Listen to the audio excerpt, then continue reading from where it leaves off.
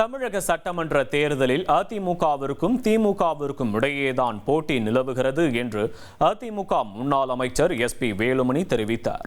நீலகிரி மாவட்டம் உதகையில் நடைபெற்ற கூட்டத்தில் அதிமுக முன்னாள் அமைச்சர் SP வேலுமணி கலந்து கொண்டு உதகை, கோத்தகிரி, கூடலூர் தொகுதிகளில் போட்டியிடும் அதிமுக மற்றும் அதன் கூட்டணி கட்சி வேட்பாளர்களை அறிமுகப்படுத்தினார். பின்னர் செய்தியாளர்களிடம் பேசிய அவர், தேர்தல் போட்டியில் தவேக தலைவர் விஜய் கணக்கில் இல்லை என்றும் விமர்சித்தார்.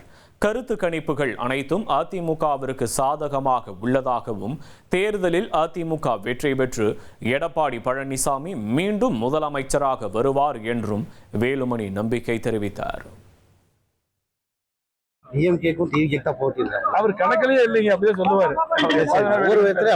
அவர் கணக்கிலேயே இல்ல. போட்டி கருத்து கணிப்பு உறுதியாக அதிமுக ஃபேவரா தான் இருக்கு. கருத்து வந்திருக்கு. உறுதியா அதிமுக வெல்வது உறுதி. எடப்பாடி இனி செல்லும் இடமெல்லாம் செய்தி. தந்தை டிவியின் வாட்ஸ்அப் சேனலை ஃபாலோ பண்ணினா செல்ல இருக்கும் இடமெல்லாம் செய்தி. இதோ QR கோட் இப்பவே ஸ்கேன் பண்ணுங்க, ஃபாலோ பண்ணுங்க.